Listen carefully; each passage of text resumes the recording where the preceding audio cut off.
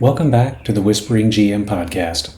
Today, I want to talk about a slightly maligned but classic favorite, the bag of holding.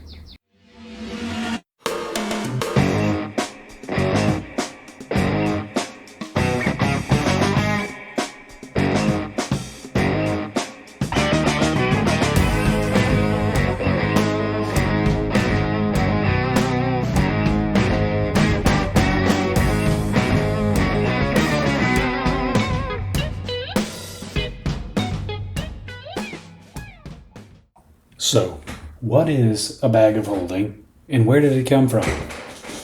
The bag has been in the game from the very beginning. The first reference to a bag of holding can be found in Monsters and Treasure on page 36 or so, where it's described as a sack-sized magical bag which will contain 10,000 gold pieces as if they were only 300. Objects of up to 10 feet length and 5 feet width and 3 feet height may be stuffed into the bag, but the weight equivalent, regardless of the weight of the object, then becomes 600. The bag would then appear in first edition and expand in the DMG to several different types, weighing between 15 and 60 pounds, but carrying up to 1,500 pounds or 250 cubic feet of stuff. While I was not able to find the bag of holding in my expert, I was able to find it in 2023's Old School Editions reprint, where it essentially works the way it does in OD&D. A normal-sized small sack that can hold large objects and weights. Objects of up to 10 by 5 by 3 feet, up to 10,000 coins of weight, and when full, the bag weighs 600 coins. To focus in on the original edition, just for brevity of podcast, most of the magic items that you're going to find are going to be in creature layers. Specifically, treasure type A in the desert will have a good chance of a magic item, as will treasure type B, but then when rolling on the magic items table, there is only a 5% chance to get a miscellaneous magic item. Then, within the miscellaneous magic item table, there is a 5% result 25 through 29 chance to get a bag of holding. So, if I happen across a desert type A, there's a 60% chance for 3 magic items, which, assuming we get all 3, at a 10% chance for miscellaneous magic and a 5% chance for a bag of holding, that gives us a just shy of 1% chance to run into one. Not exactly a common magic item, despite its obvious utility, but still a possibility.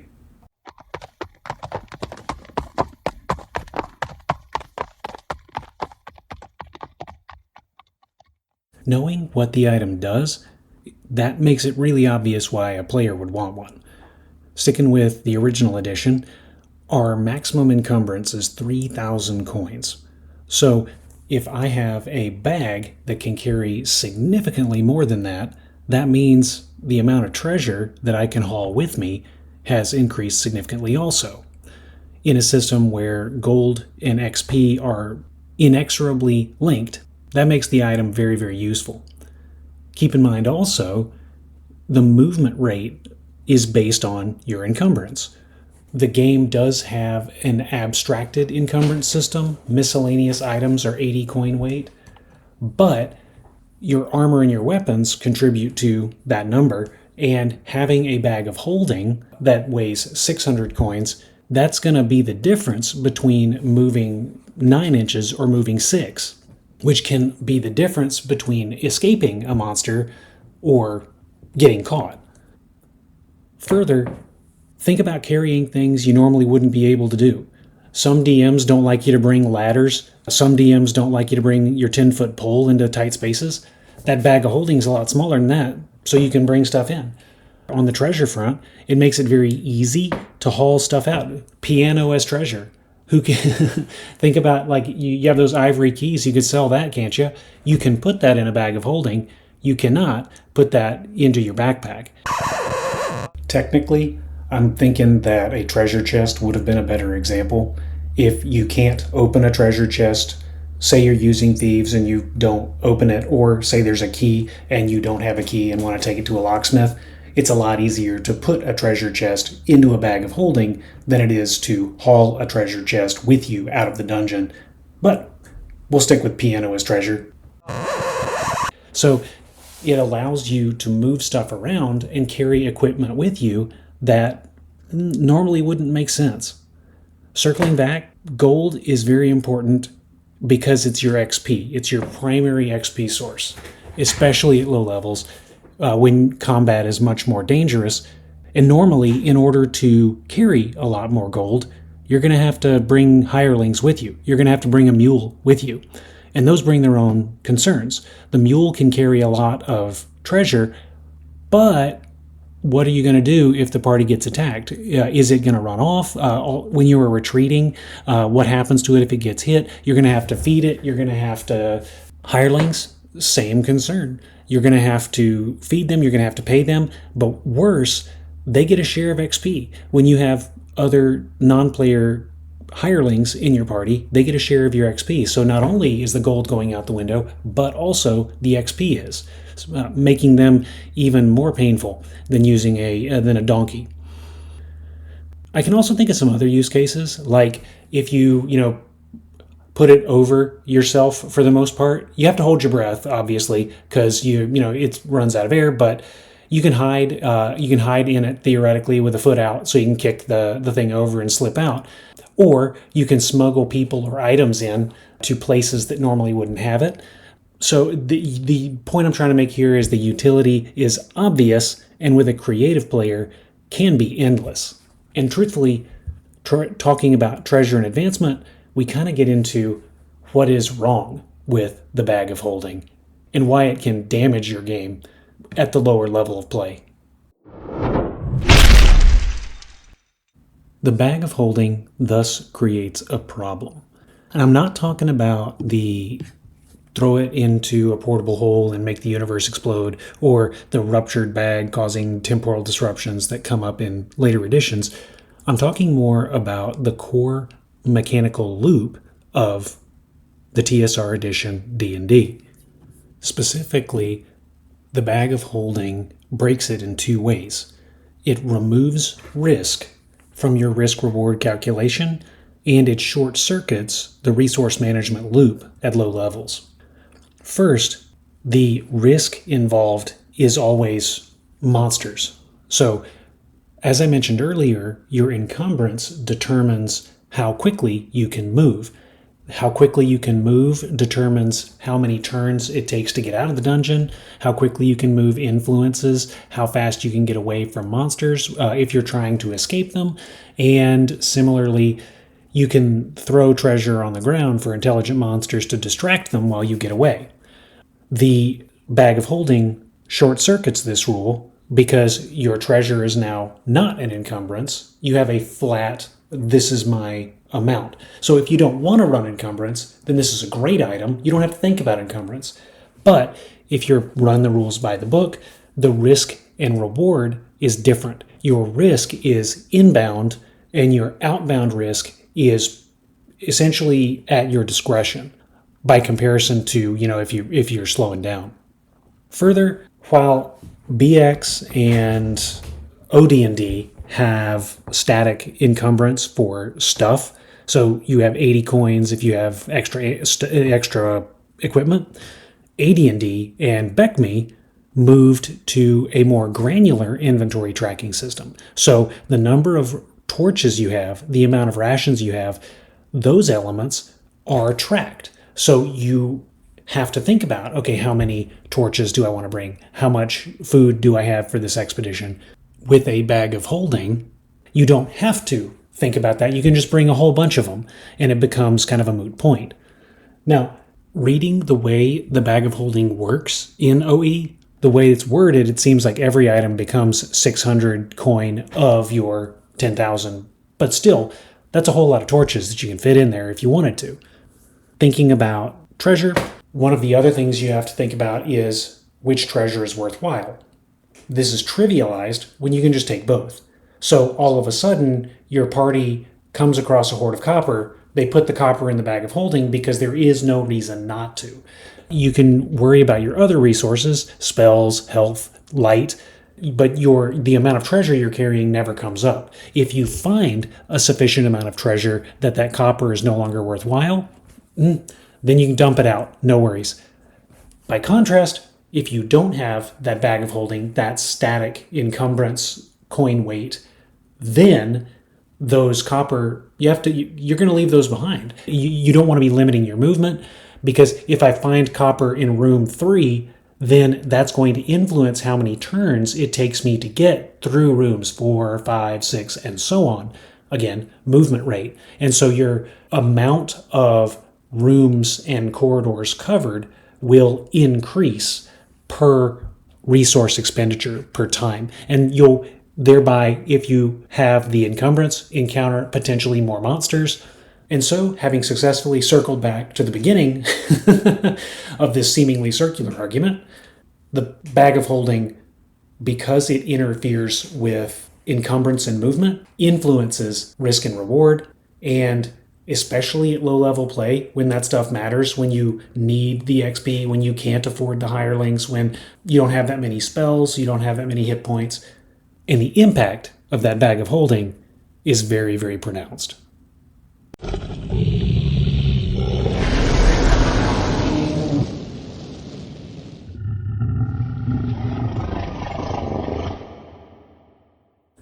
With that in mind, does the bag of holding have a place in a game whose core mechanic it subverts? I think it does, and I think a hint to why can be found in Book 3, The Underworld.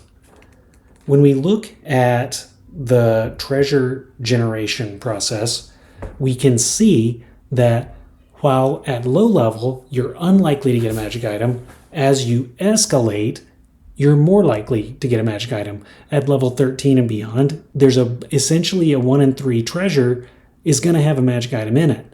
Now, Og, you're also likely to get more gems and more gold. So what's the point you're making? Well, we roll back to how those are randomly generated. So if there's a monster, there's a 50-50 shot of having one of these treasures. If there's no monster, there's a 1 in 6 shot of having those treasures. Even knowing that about a third of the rooms are going to have monsters in them, you're far more likely to find these magic items as you grow up, so to speak, and delve deeper into the dungeon. So the higher level you are, the more likely you are to have a bag of holding.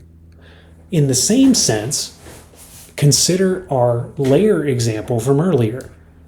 When are you more likely to get the full lair treasure? When you are taking on the full lair.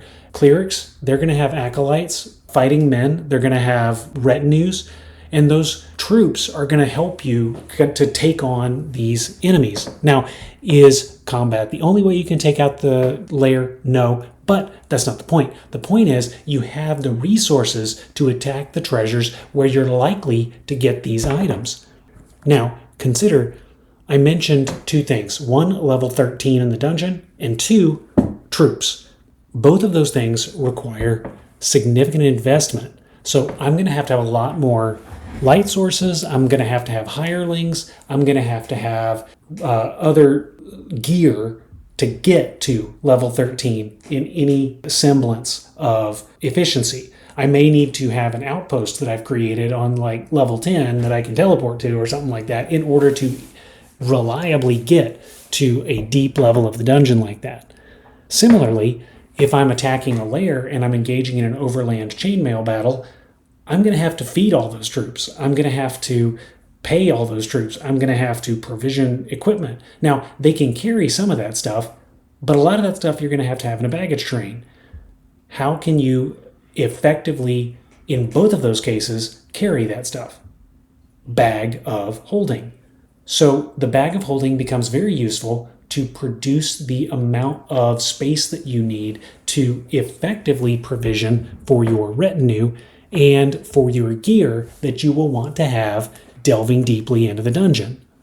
Furthermore, think about our advancement. At higher level, we're going to have to use significantly more treasure or earn it, or earn significantly more treasure in order to level.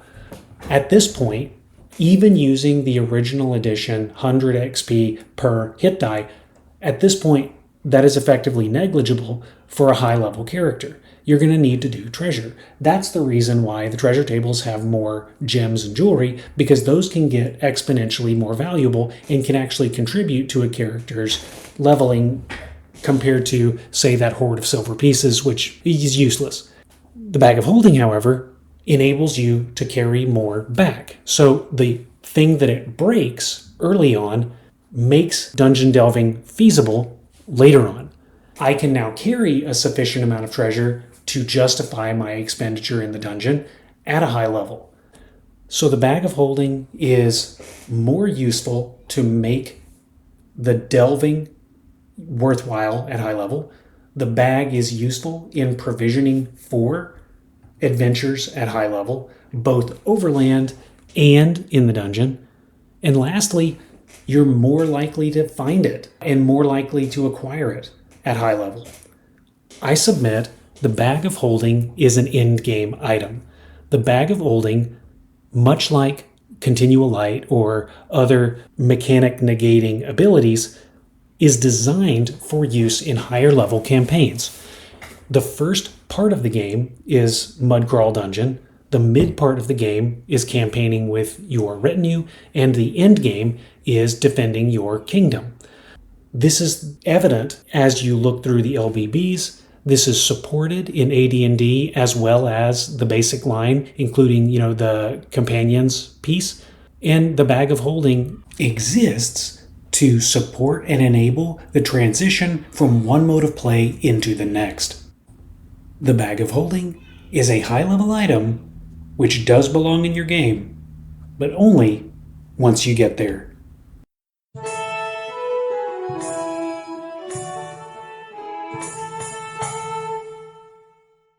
How does this line up with your games? What have you seen the Bag of Holding do in terms of influencing your outputs?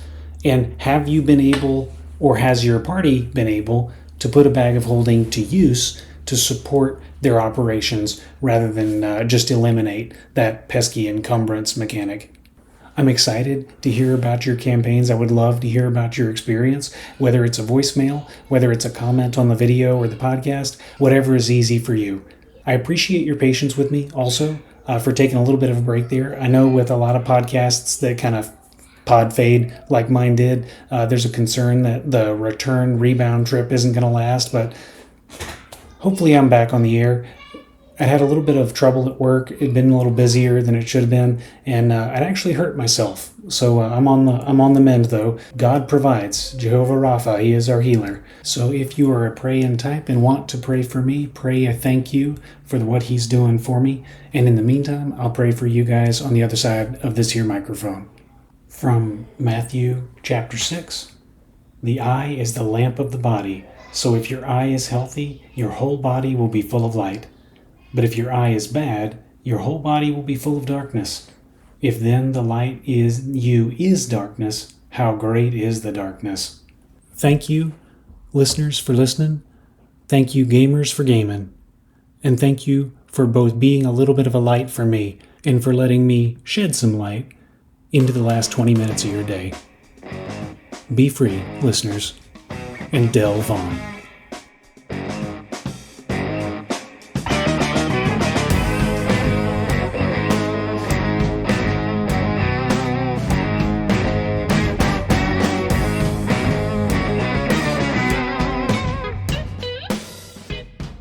And that just about wraps up this episode of the Whispering GM podcast, an independent production by Cleric Square Ringmail, intended for educational and informative purposes and released under the Totally Steal This license. Some sound effects are retrieved from Pixabay, made available under the Creative Commons 0. Others are retrieved from Mixkit.co and used under the Mixkit.co sound effects license.